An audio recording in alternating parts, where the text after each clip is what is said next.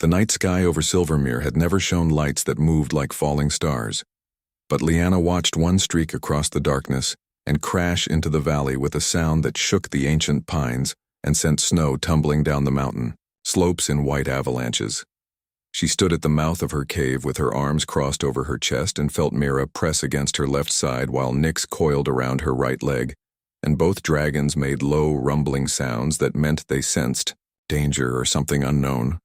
Leanna had lived 300 years in these mountains and had seen many strange things, but nothing quite like the smoking crater in the valley below, where twisted metal glowed red against the snow and made hissing sounds as ice turned to steam. The elders would want to know about this, and they would probably send warriors to investigate and kill whatever had come from the sky, because that was how her people dealt with unknown threats. But Leanna felt curious, in a way she had not felt in decades. She waited until dawn before climbing down the cliff face with Mira flying overhead and Nyx slithering through the snow beside her, because dragons were better protection than any weapon the elves had ever made. The metal box was larger up close and covered in strange symbols that hurt her eyes when she looked at them too long, and there was a smell like burning rocks and something else she could not identify. Mira landed on top of the wreckage and sniffed at a crack in the metal while Nyx circled the crater and kept her golden eyes fixed on the dark opening where smoke still drifted out in thin gray streams. Leanna heard the sound before she saw anything, and it was a groan of pain mixed with words, in a language she did not recognize, but the tone was universal, because suffering sounded the same in every tongue. She should have left then and reported to the council, but instead she moved closer and peered into the darkness and saw a figure, slumped against the wall with blood on its face and strange thick clothing that looked nothing like the leather and furs her people wore. The figure looked up and Leanna saw brown eyes that went wide with shock, and the creature tried to speak but only coughed and more blood appeared on its lips. It was a human, and Leanna knew this because the elders had shown her drawings in the old books and had told stories about how humans had once tried to invade Silvermere 500 years ago and had been driven back with fire and dragon magic. This human looked nothing like the warriors in the stories because he was thin and weak-looking and his skin was pale, like he had never seen the sun, and his hands were soft without the calluses that came from holding weapons or working with tools. Leanna told Mira to pull the human out, and the silver dragon grabbed his collar with her teeth and dragged him into the snow where the morning light showed just how pathetic he really was. His leg was bent wrong and his face was covered in cuts, and his breathing came in short gasps that made small clouds in the cold air, and Leanna knew he would die within hours if left alone. She should have let nature take its course because that was the law of the mountains, and the weak did not survive, but something made her hesitate. And in that moment of hesitation, the human opened his eyes again and looked directly at her. He tried to speak, and this time she understood one word, which was please, and it was said with such desperation that Leanna felt something twist in her chest. Mira looked at her with those intelligent blue eyes that saw everything, and Nyx made a questioning sound deep in her throat, and Leanna knew her dragons were waiting for her decision. The smart choice was to leave him and return to the cave and forget she had ever seen the metal box fall from the sky. But Leanna had not survived 3 centuries by always making the smart choice. She told Mira to pick him up gently, and the dragon obeyed, even though her eyes showed confusion because they had never brought wounded prey back to the cave before. The journey up the cliff took longer than usual, because Mira had to fly carefully with the human in her claws, and Nyx kept stopping to look back as if expecting Leanna to change her mind. When they finally reached the cave, Leanna made a space in the corner away from her sleeping furs and told Mira to put him down, and the dragon did so with surprising gentleness. Human was unconscious now, and his breathing was even worse, and Leanna knew she needed to set his leg and clean his wounds if he was going to survive. She had healing magic, but using it on an outsider, especially a human, would be seen as betrayal by her people. So she did it the old way with herbs and bandages in her hands that were steadier than they should have been. It took most of the day to stabilize him, and by the time she finished, the sun was setting and painting the snow outside in shades of orange and pink. Leanna sat back and looked at the human, who was still unconscious but breathing easier now, and wondered what madness had possessed her to bring him here. Mira curled up near the fire and watched the human with suspicion, while Nyx remained coiled by the entrance as if guarding against his escape. That night, Leanna could not sleep because she kept thinking about the metal box, and what it meant that humans had learned to fly through the stars and what the Council would do if they found out she was harboring one in her cave. She also thought about the look in his eyes when he had said please, and how it had been the same look she had seen in the eyes of a young deer, once that had been caught in a trap. Human had looked at her not as a threat but as a hope, and that was dangerous because hope made people do foolish things. When dawn came, the human was still alive, and Leanna told herself she would send him away as soon as he could walk. But even as she thought it, she knew it was a lie. Something had changed the moment she decided to save him, and there was no going back now, even if she wanted to. The human woke on the third day, and the first thing he did was scream, which startled Nick so badly that the shadow dragon nearly unleashed fire. Before Leanna calmed her with a hand gesture and a sharp word in the old tongue, he pressed himself against the cave wall and stared at the dragons with eyes so wide Leanna could see white all around the brown centers, and his mouth kept opening and closing like a fish pulled from water. She told him in common tongue to be calm because the dragons would not hurt him unless she commanded it, and after a moment he seemed to understand because his breathing slowed, and he nodded, though his hands still shook. His name was Danny Carter, and he told her this in halting common tongue that had a strange accent that made some words almost unrecognizable, but Leanna understood enough. He was a scientist, which was a word Leanna knew from the old books, and meant someone who studied the natural world, though Danny seemed to study things far beyond what she considered natural, like stars and the black void between them. She asked him why he had fallen from the sky, and his face went sad in a way that made him look even more pathetic than before, and he explained that his ship had malfunctioned and he had crashed and his crew was probably dead. Leanna did not know what to say to that because elves did not comfort each other with words the way humans apparently did so. She just nodded and told him he could stay until his leg healed. Danny looked surprised, like he had expected her to kill him or throw him back into the snow, and he started to thank her over and over until Leanna grew irritated and told him to stop, because gratitude was a debt, and she did not want to be owed anything. Next few days were strange because Danny could not walk and could barely move without pain, so he just sat in his corner and watched everything with those curious eyes that never seemed to rest. He watched Leanna prepare her meals and tend to her weapons and practice her magic, and he watched Mira and Nyx with particular fascination, as if he had never seen dragons before, which he probably had not.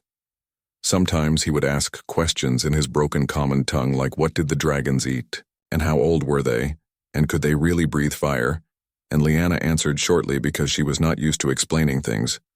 But Danny was persistent in a way that reminded her of water wearing down stone, and eventually she found herself answering more fully and even showing him things like how Mira could create ice crystals with her breath, and how Nyx could blend into shadows. He seemed amazed by everything and kept saying words in his own language that sounded like praise and wonder, and Leanna found it odd, because to her these things were as normal as breathing on. The seventh day, Danny was able to stand with the help of a branch Leanna had shaped into a walking stick, and he insisted on trying to help with tasks even, though he was clumsy and slow.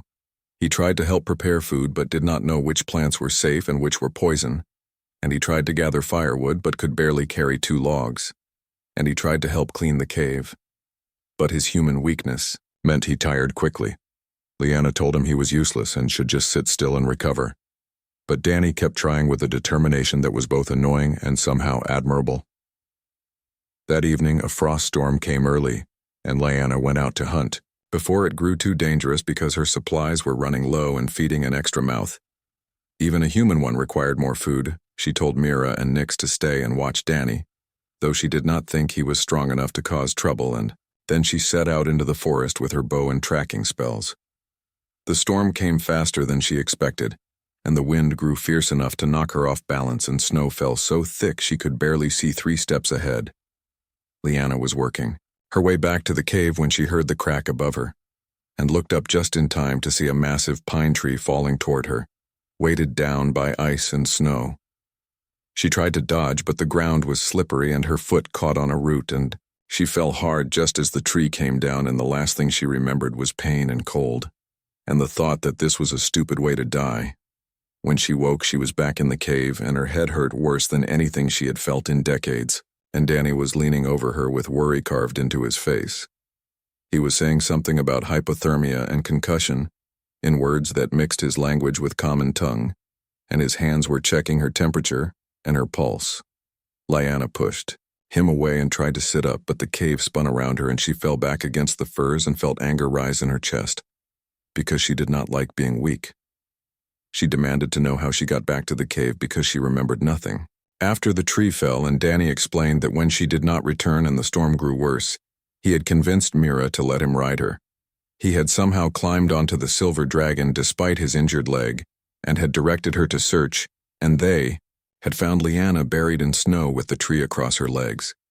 Danny had dug her out while Mira lifted the tree, and then he had gotten her onto the dragon, and they had flown back, and he had spent the last hour trying to warm her up.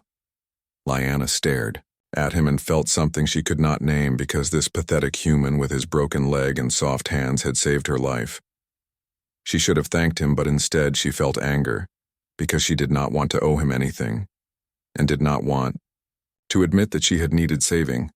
So she said the words that came easiest, which was pathetic human, and his face fell like she had struck him, and he just nodded and went back to his corner without another word. That night Lyanna lay in her sleeping furs and felt shame burn in her chest because she knew she had been cruel for no reason, except her own pride. She could hear Danny in his corner breathing quietly, and probably freezing because the temperature had dropped, and his human body could not handle cold the way hers could. She should have let him suffer because that was what he deserved for making her feel indebted. But instead, she found herself getting up and walking to his corner. Danny looked up at her with wary eyes, and Lyanna felt her shame grow deeper because she had made him afraid of her. She told him to come to her sleeping area because she did not want him dying of cold in her cave, and he hesitated until she rolled her eyes and turned away. When she climbed back into her furs, she felt him settle carefully on the other side.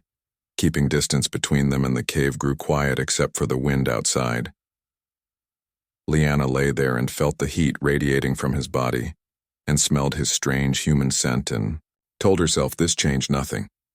The next morning, Lyanna woke before dawn as she always did and found Danny still asleep on the other side of her furs, with his face peaceful in a way it never was when he was awake. She got up quietly and went about her morning routine, which included checking the wards around the cave and feeding Mira and Nix and preparing breakfast from dried meat and root vegetables. When Danny finally woke, he looked confused for a moment before remembering where he was, and his face went red in that strange way human faces did when they felt embarrassed. He thanked her for letting him sleep in her furs, and she told him sharply not to mention it because it was practical, not kind, and he just nodded, though his eyes showed he did not believe her. The pattern continued for the next week, where Danny would spend his days trying to help and his nights in her sleeping furs, because the cold was too much for his weak human body. Lyanna found herself growing used to his presence in ways that made her uncomfortable, because she had lived alone except for her dragons for 50 years and had preferred it that way. But Danny was different from other creatures because he asked questions constantly and seemed genuinely interested in her answers, and his enthusiasm was like nothing she had experienced. He wanted to know everything about dragon bonding and elven magic and the history of Silvermere, and even though Lyanna tried to stay distant, she found herself talking more than she had in decades. Danny told her about his world in return and spoke of cities with millions of humans living together, and machines that could fly without magic, and ways of communicating across vast distances instantly. Lyanna thought most of it sounded horrible because elves valued solitude and nature and the old ways, but she had to admit some of his stories were fascinating. He told her about human history and how his species had gone from living in caves to walking on their own moon in just a few thousand years. Lyanna laughed at that because elves had remained essentially unchanged for tens of thousands of years, and the idea of such rapid change seemed impossible. But Danny insisted it was true, and said that humans were not stronger or smarter or more magical than other species, but they were stubborn and refused to accept limitations. He said humans looked at a mountain and decided to climb it, and looked at an ocean and decided to cross it, and looked at the stars and decided to reach them. Lyanna told him that sounded exhausting, and Danny laughed and agreed, but said it was also what made humans human. One afternoon, while Lyanna was sharpening her knives, Danny asked if he could examine Mira more closely because he wanted to understand dragon biology. Lyanna almost said no because Mira was not some curiosity for humans to study. But the silver dragon surprised her by walking over to Danny and lowering her head. Danny spent the next hour gently touching Mira's scales and looking at her wings and asking questions about her bone structure and fire-breathing mechanism. He spoke to Mira the whole time in soft tones like she was intelligent enough to understand, and the dragon seemed to enjoy the attention. Nyx watched from the shadows, with her usual suspicion, but even she eventually came closer and allowed Danny to examine her, though she kept her eyes fixed on him the whole time. That night, Danny told Lyanna that her dragons were the most magnificent creatures he had ever seen, and that humans had nothing like them except in old stories and myths. He said that on his world, dragons had never existed or had gone extinct so long ago that no one remembered them, and humans had always wondered what it would be like to see a real dragon. Lyanna felt pride at that because Mira and Nyx were hers, and having Danny recognize their magnificence felt good, even though she would never admit it. The next day, Danny did something that changed things again because while Lyanna was out checking her trap lines, he used materials from his crashed ship to create a tool. When she returned, he showed her a device made of metal and glass that could start fires without magic or flint, and he demonstrated by creating a flame with just a press of a button. Lyanna stared at it and felt unsettled because magic was what separated elves from lesser creatures, and here was a human making fire with no magic at all. Danny seemed to sense her discomfort and explained that humans had learned to harness natural forces through understanding and engineering, rather than through innate power. He said it was not better or worse than magic, just different, and that both approaches had value. Over the following days, Danny created more tools using salvaged parts from his ship and taught Lyanna about concepts he called physics and chemistry. He showed her how to purify water more efficiently and how to preserve food longer, and how to predict weather patterns by observing clouds and wind. Some of it Lyanna already knew through magic or instinct, but Danny's explanations gave her new understanding of why things worked the way they did. She found herself looking forward to their conversations, and even sought him out during the day to ask questions or show him things she had discovered. Mira and Nyx seemed to enjoy Danny's presence as well, and had started following him around the cave, and even playing with him in ways they had not played in years. One evening, Lyanna returned from hunting to find Danny sitting with both dragons curled around him while he told them stories from his world. She stood at the cave entrance and watched for a long moment before making her presence known, and something in her chest felt warm and strange. That night, when Danny came to her sleeping furs at his usual time, Lyanna did not maintain the distance she usually kept, and instead moved closer, until she could feel his warmth against her back. She told herself it was just practical because the nights were getting colder, but she knew it was a lie. Danny's breathing changed like he was surprised, but he did not pull away, and eventually his breathing evened out into sleep. Lyanna lay awake for a long time, thinking about how much had changed in just 2 weeks and how this pathetic human had somehow become part of her life. The council would be furious if they knew what she was doing, and other elves would see it as betrayal. But Lyanna found she did not care as much as she should. Danny had saved her life and had shown her dragon's kindness and had treated her with respect, even when she had been cruel, and that meant something. She still thought humans were weak and foolish and too emotional. But Danny was also curious and determined, and somehow capable of making her laugh, as she finally drifted off to sleep with Danny's warmth at her back and her dragons breathing softly nearby. Lyanna admitted to herself that she did not want him to leave. His leg was nearly healed, and soon he would be able to walk properly, and then there would be no reason to keep him. But Lyanna knew she would find reasons because the cave felt less empty with him in it, and the days felt less lonely, and even her dragons seemed happier. She did not know what that meant for the future, but for now she let herself enjoy the present and the strange comfort of having someone to share her space with. 3 weeks after Danny crashed into her world, Lyanna received a summons from the council, and she knew her time of hiding had run out, because elves had ways of knowing when something was wrong in their territory. She left Danny in the cave with strict instructions to stay quiet and out of sight, and she told Mira and Nyx to guard him, which the dragons did not question, though their eyes showed concern. The council met in the great hall carved into the heart of the mountain, where 5 elders sat on thrones of ice and stone and looked down at whoever stood before them. Liana had always hated this place because it reminded her of how rigid and unchanging her people were, and how they valued tradition over everything else. Elder Kestra spoke first, and her voice was cold as the winter wind when she asked if Liana had seen anything unusual in her territory over the past weeks. Liana considered lying, but elves could sense deception through magic. So instead, she told a careful version of the truth. She said a metal object had fallen from the sky and crashed in the valley. But when she investigated, it was already destroyed, and she found no survivors. Kestra's eyes narrowed, and she asked if Liana had searched thoroughly, and Liana said she had and found nothing alive. The other elders whispered among themselves, and Liana felt sweat form on her palms despite the cold, because lying to the council was a serious offense.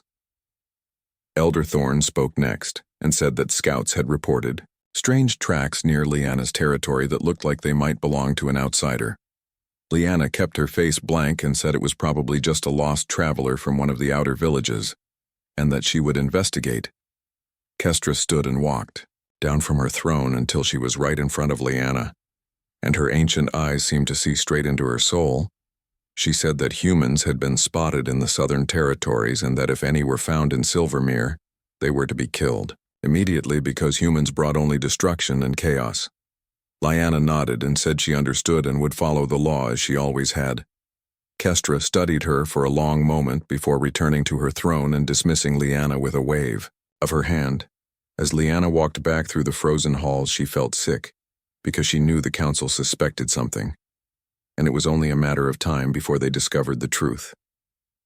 When she returned to the cave, Danny was sitting with both dragons, and he looked up at her with worried eyes and asked if everything was all right. Liana told him about the council and their orders, and watched his face go pale as he realized what it meant. He said he should leave, and that he did not want to cause trouble for her. But Liana surprised herself by saying no with a force that startled them both. She told him that leaving now would be dangerous because scouts were watching, and if they saw him, they would kill him on sight. Danny asked what they should do, and Liana found she did not have an answer because she had never defied the council before. That night, neither of them could sleep, and they lay in the darkness talking in whispers about possible solutions. Danny suggested he could try to repair his ship and leave, but he admitted that without proper tools it would take months, and even then it might not work. Liana suggested he could hide in the deep caves, but they both knew that was not a real solution, because eventually someone would find him as the night wore on. They talked about other things to distract themselves, and Danny told her about his family back on his world, and how they probably thought he was dead. He spoke about his mother, who had encouraged his love of science, and his sister, who had wanted to be a pilot like him, and his father, who had taught him that giving up was never an option. Liana told him about her own family who had died centuries ago in a war with the frost giants, and how she had been alone ever since except for her dragons. Danny said he was sorry and reached out to take her hand, and Liana let him even though physical contact was not common among elves. They fell asleep like that with their hands linked. And when Liana woke in the morning, she found herself pressed against Danny's chest with his arm around her. She should have moved away, but instead she stayed there for a few more minutes and let herself feel the comfort of another person's warmth. The next few days were tense because Liana knew the council was watching, and she had to be careful every time she left the cave.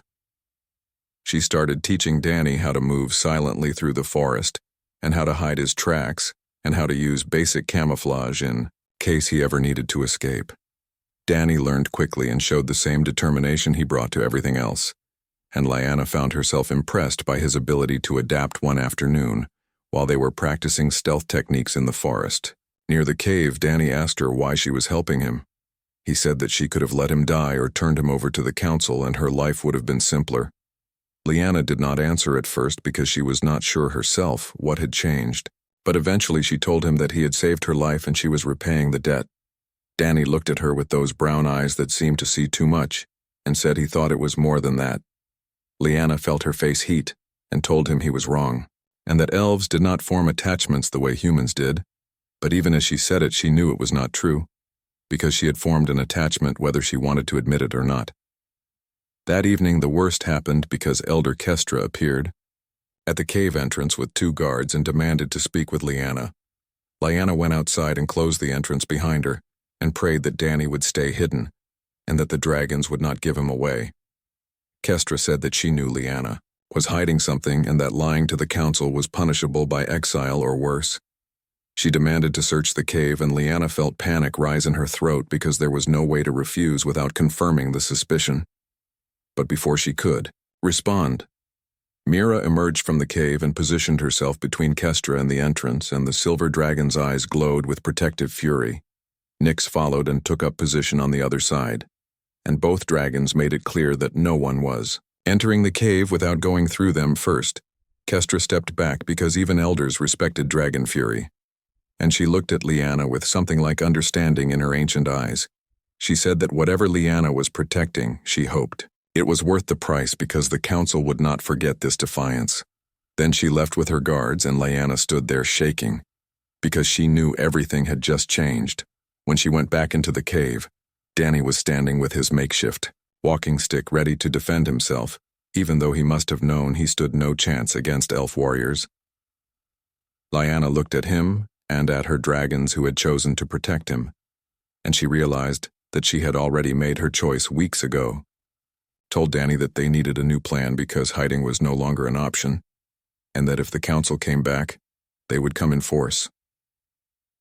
Danny nodded and said he had been thinking about something, but it was risky, and she might not like it. He said that maybe the answer was not to hide, but to prove that humans and elves could coexist peacefully. Liana almost laughed at that because the idea seemed impossible. But then she looked at how Mira and Nyx trusted Danny and how he had adapted to her world. She asked him what he had in mind, and Danny smiled in that determined way that meant he was about to suggest something crazy. He said that if he could show the council that humans had knowledge and skills that could benefit elves, then maybe they would reconsider their hatred. Liana told him the council would never listen, but Danny said they had to try because the alternative was him leaving or being killed, and neither option was acceptable. That night they began planning, and Liana found herself believing that maybe this pathetic human with his strange ideas and stubborn hope might actually be able to change 300 years of tradition. Danny spent the next week working on his plan while Liana kept watch for council scouts and tried to figure out how to approach the elders without getting them both killed. He used materials from his crashed ship to create devices that could help elves in practical ways, like a water filtration system that worked faster than magic and required no power. He also designed a greenhouse structure that could extend the growing season for the few plants that survived in Silvermere's harsh climate. Using salvaged transparent materials to trap heat, Liana watched him work with single-minded focus and realized that this was what made humans dangerous, which was not their weapons or technology, but their refusal to accept that something was impossible. One morning, Danny announced he was ready and asked Liana to request an audience with the council to present his inventions. Liana told him this was insane because the council would likely kill him the moment they saw him, but Danny said they had to take the chance. She asked him why he was willing to risk his life for people who wanted him dead, and Danny said it was because he believed that fear and hatred came from ignorance, and that understanding could bridge any divide. Liana thought he was naive but also brave in a way that elves had forgotten how to be. Because her people had stopped taking risks centuries ago, she agreed to request the audience and sent word to the council through the proper channels, knowing that they would be suspicious but also curious. The response came 2 days later, and Elder Kestra agreed to meet, but only if Liana came alone and unarmed. Liana knew this was a trap, but Danny said he trusted her to make the right decision when the time came. The night before the meeting, Danny could not sleep and neither could Liana. So they sat by the fire and talked about what might happen. Danny told her that no matter what occurred, he was grateful for everything she had done, and that meeting her had changed his understanding of what was possible. Liana felt emotion rise in her throat, and she told him not to talk, like he was saying goodbye because she had not saved his life just to lose him. Now Danny smiled and said he knew, but he wanted her to understand that some things were worth fighting for even if the odds were bad. They fell asleep in each other's arms that night, and Liana let herself feel everything she had been holding back because tomorrow might change everything in the morning. Liana flew to the council hall on Mira's back with Nyx following close behind, and her heart pounded in a way it had not in decades. When she entered the great hall, she found all 5 elders waiting along with a dozen guards, and the atmosphere was hostile. Elder Kestra demanded to know why Liana had requested this audience and what she was hiding. Liana took a breath and told them the truth, which was that she had been sheltering a human who had crashed in her territory weeks ago. The hall erupted in anger, and the guards moved forward with weapons drawn, but Kestra held up her hand and ordered silence. She asked Liana if she understood what she had just admitted and what the penalty was for harboring an enemy of Silvermere. Liana said she did, but that she was asking the council to hear what the human had to offer before passing judgment. Elder Thorn laughed bitterly and said that humans had nothing to offer except destruction, and that Liana had been corrupted by prolonged contact. But Kestra looked thoughtful and asked what this human could possibly have that would make Liana risk everything. Liana explained about Danny's knowledge and his devices, and how he had shown her that humans had advanced far beyond what the old books described. She said that Danny was willing to share his knowledge with the elves and help them solve problems that magic alone could not address. The elders discussed among themselves, and finally Kestra said they would allow the human to present his case, but if they were not impressed, he would be executed immediately, and Liana would be exiled. Liana agreed because she had no choice, and sent word for Danny to come with his inventions. When Danny entered the hall, walking with only a slight limp and carrying cases of equipment, the elders stared at him with open disgust. But Danny did not flinch and instead bowed respectfully and thanked them for agreeing to meet with him. He spent the next hour demonstrating his devices and explaining the science behind them in common tongue that was much improved from when he first arrived. He showed them the water filtration system and explained how it could prevent disease and save lives during droughts. He demonstrated the greenhouse design and talked about how it could produce food year-round and reduce dependence on hunting. He even showed them a communication device he had built from salvaged parts that could send messages across distances without magic.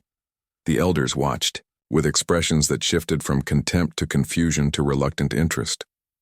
When Danny finished, Elder Kestra asked why a human would want to help elves who had shown him nothing but hostility.